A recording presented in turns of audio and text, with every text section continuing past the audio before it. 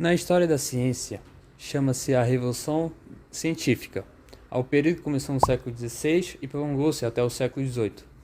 Começou na era renascentista, na sequência desde o espírito crítico. O conhecimento só era considerado correto depois de confirmado pela experiência e razão, surgindo assim o método experimental e científico. A partir desse período, a ciência, que até então estava atrelada à teologia, separada-se e destaca a capacitação de conhecimento mais estruturado e prático.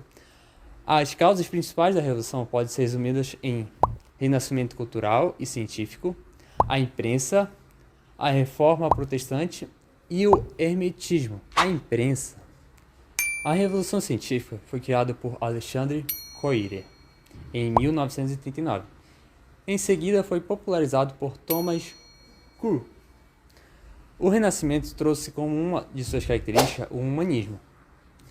Esta corrente de pensamentos e comportamentos pregava a utilização de um senso crítico mais elevado e maior atenção às necessidades humanas, ao contrário do teocentrismo da Idade Média, que pregava a atenção total aos assuntos divinos e, portanto, um senso crítico menos elevado. Este maior senso crítico exigido pelo humanismo permitiu ao homem observar mais atentamente os fenômenos naturais em vez de renegá-los.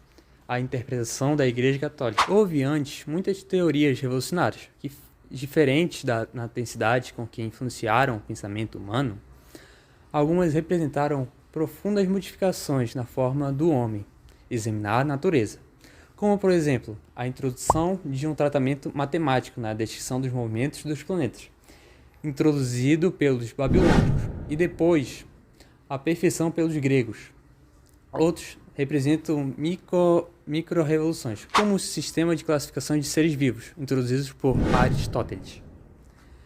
Eventos marcantes da Revolução Científica, no início do século XVI, foram a publicação das obras da Revolução das Esferas Celestes, por Nicolau Copérnico, e de Humani Corpi, a publicação do Diálogo sobre um dos principais sistemas do mundo, por Galileu Galilei, e o enunciado das leis de Kepler, impulsionando decisivamente a Revolução Científica. Com a referida Revolução, a ciência mudou sua forma e sua função. Passaram a ser repensada nos moldes da nova sociedade que estava emergindo nesta época. A imprensa, após a invenção do tipo móvel por Johannes Gutenberg, disseminou-se neste período e desempenhou um papel fundamental na Revolução Científica.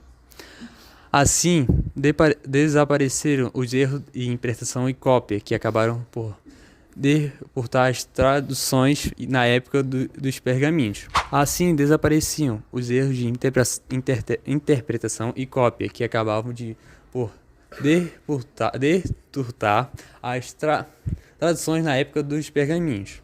A impressão em vernáculo, que permitiu uma maior divulgação da matéria, se comparado aos escritos em latim, que eram compreendidos apenas pelos estudiosos desta língua. A reforma religiosa participou do modo decisivo do desencadeamento da Revolução Científica.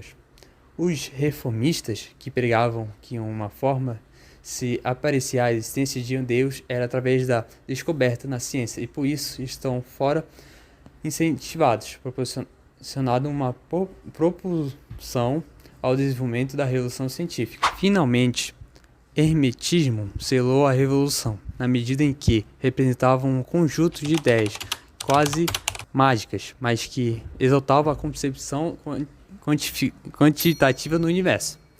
Encorajado o uso da matemática para relacionar grandezas e demonstrar verdades essenciais. A difusão da matemática criou um ambiente proporcional para o desenvolvimento de um método científico mais rigoroso e crítico que modificou a forma de fazer a ciência. Não é necessário enumerar as consequências deste período na história da ciência. Todos os grandes desenvolvimentos posteriores talvez não tivessem sido possíveis sem a reconstrução científica. Como toda a revolução, esta não ocorreu de maneira isolada ou por motivos próprios, mas foi consequência principalmente de uma nova sociedade imbuída de novas ideias.